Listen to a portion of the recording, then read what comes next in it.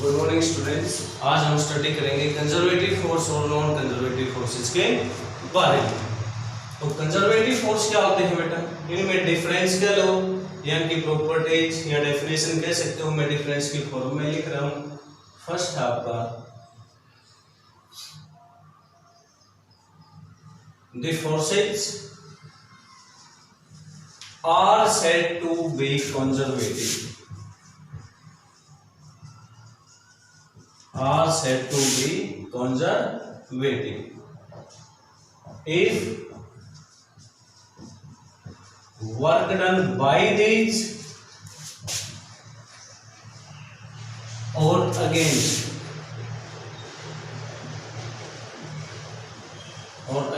them depends upon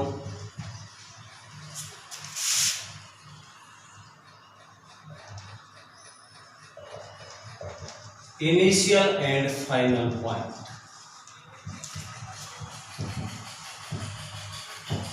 initial and final points. Work done केवल किस पे डिपेंड करेगा? या तो work done by these force या इन फोर्स के अगेंस्ट में वर्क डन किस पे डिपेंड करेगा? आपका depends upon position of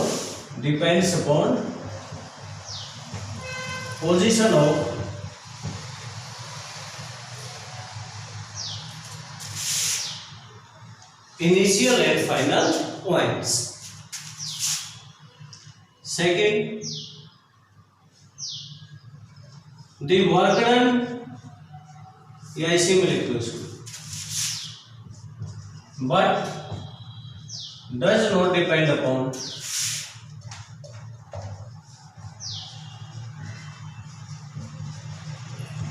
path followed by body.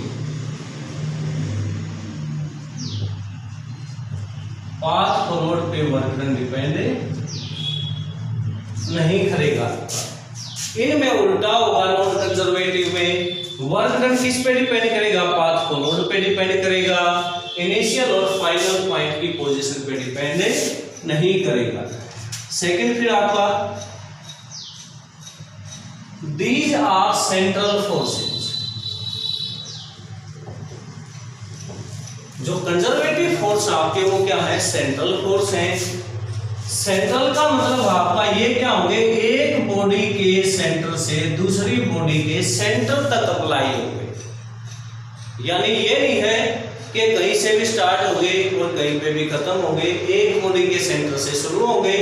जैसे ये है आपका, ये दो बॉडी ले ली हमने, इनके सेंटर से शुरू होंगे और सेंटर से ही खत्म होंगे। चाहे कहीं से भी जाइए आप, यहां से जाएंगे तो भी सेंटर से शुरू सेंटर से खत्म। ये नहीं है कि ये सरफेस पे हुए, यहां से शुरू हुए और यहां पे खत्म हो गए, ऐसा नहीं होगा। थर्ड है फिर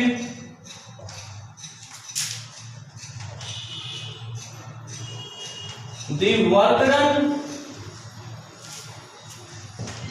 इन closed path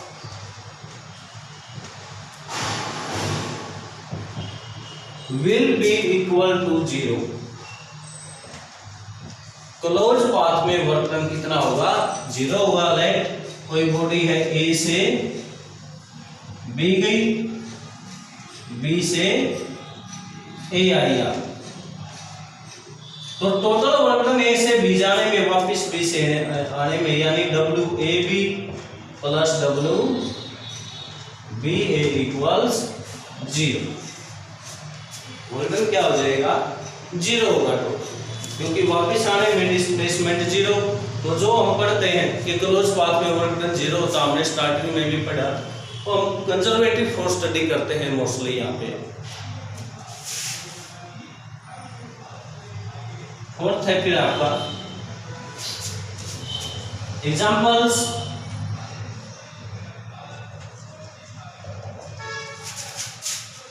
gravitational forces,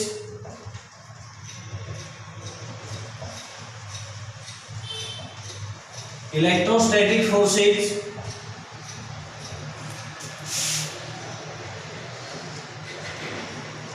magnetic forces ये क्या आपके these are the central forces.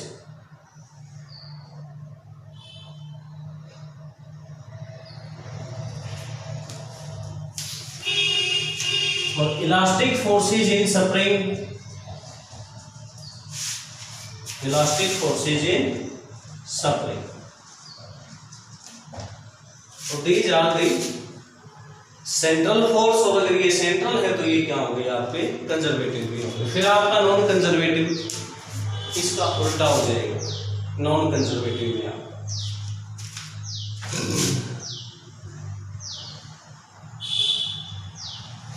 तो the forces are said to be non-conservative if work done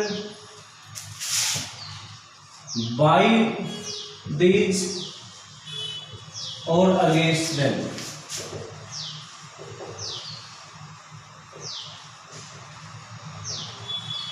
Depends on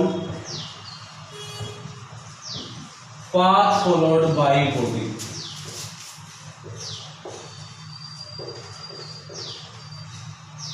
But does not depend upon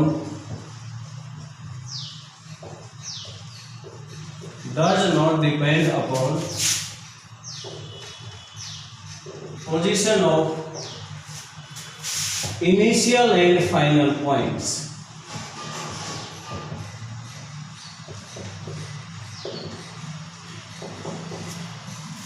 Second है these are नॉन सेंट्रल, ये force क्या यहाँ पे non central forces है। Third है फिर आपका the work done in closed path,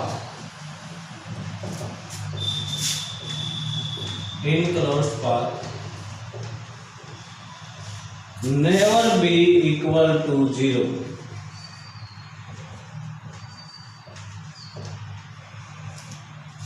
यानी अगर इस पाथ में ले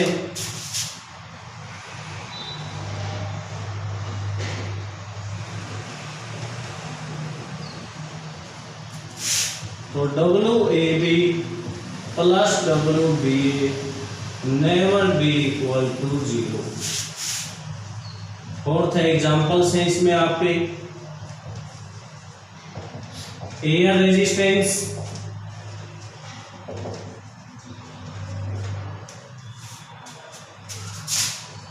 फ्रिक्शनल फोर्स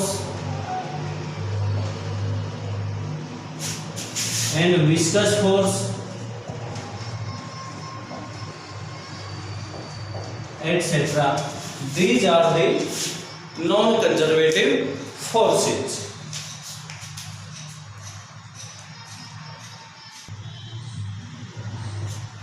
नेक्स्ट है बेटा आपका elastic potential energy in A spring.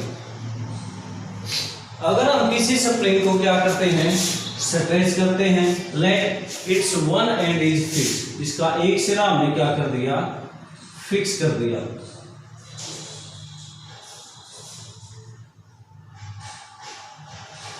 और इसका जो बी सिरा है आपका उसको हमने फ्री रख लिया, दी एंड बी इज फ्री। और इसको हम अगर एक्सटेंड करते हैं, बी क्या है इसकी आपकी मेन पोजीशन कहेंगे, जब इसको हमने ना कंप्रेस किया है ना ही क्या है स्ट्रेच किया है।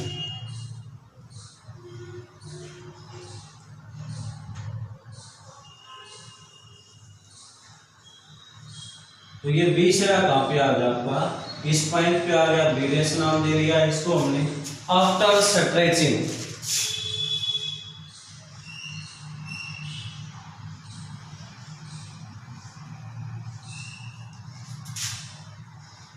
तो इसका डिस्प्लेसमेंट क्या हो जाएगा, जितना हमने इसको स्ट्रेच कर दिया, एक्स स्ट्रेच कर दिया राइट की तरफ, तो डिस्प्लेसमेंट क्या होगा इसका आपका एक्स, या इसको हम कंप्रेस कर दें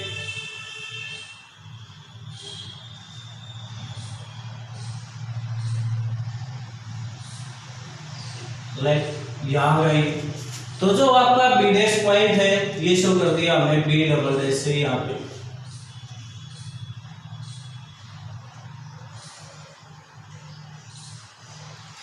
यहाँ पे आ गए, तो इसका हम बल्कि इसको आप स्ट्रेचिंग इतनी ही शो कर लो आप, यहाँ बी डबल डैश। तो इसमें क्या होगा आपका, कितना स्ट्रेच कर दिया हमने, अंदर की तरफ ले आए इसको, सॉरी कंप्रेस कर दिया। तो बी क्या थी, मेन पोजीशन इसकी आपकी, बगैर स्ट्रेच किया कंप्रेस किए। जब इसको हमने स्ट्रेच किया तो एक्स डिस्प्लेसमेंट से ये बी डैश पे आ गया, और कंप्रेस करेंगे तो यहाँ पे आ जाएगा बी डबल डैश पे। दोनों ही केस में आपने देखा, जब हम रबड़ को या स्प्रिंग को खींचते हैं तो वापिस उसी जगह पे आ जाता है। कंप्रेस करेंगे इसको तो भी क्या होगा, ये आपका जब इसको कंप्रेस करके छोड़ेंगे फिर ये वापिस आपका यहीं पे आ जाएगा आपका, ठीक है। तो यानी इसमें क्या है, कोई ना कोई एनर्जी मिली इसको, क्या करने से, कंप्रेस करने से या इलोंगेट करने से, स्ट्रेच करने से। उस एनर्जी को हमने किसका नाम दिया है, इलास्टिक पोटेंशियल एनर्जी का नाम दिया है। फॉर्मूला है इसका आपका E equal half K X square. के है यहाँ पे स्प्रिंग कांस्टेंट या फिर स्प्रिंग फैक्टर,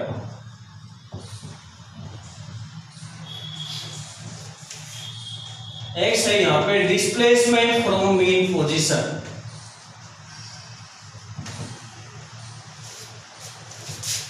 मेन पोजीशन से जो डिस्प्लेसमेंट था स्प्रिंग का। नेक्स्ट स्टेप इसमें आप में जो के की वैल्यू है आपकी, स्प्रिंग आपका सॉफ्ट कब होगा और स्टिफ कब होगा।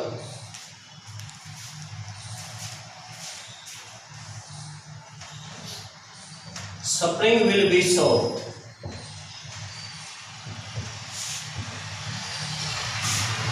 if K is small. Spring will be stiff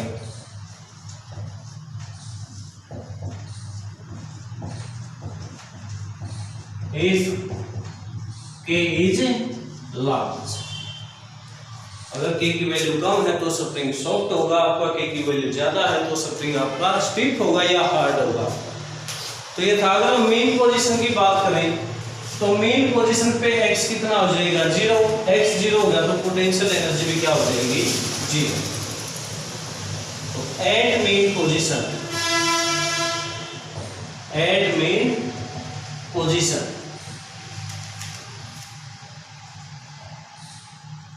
x equal to 0, therefore a equal to half K X square है, x की जगह 0 आ जाएगा, इक्वल टू 0। तो मेन पोजीशन पे इलास्टिक पोटेंशियल एनर्जी कितनी होगी स्प्रिंग की, आपकी 0 होगी। कल हम पढ़ेंगे ये फार्मूला आपका कहां से आया, यानी expression for the elastic potential energy of a spring. आज के लिए इतना ही। Thank you, have a nice day.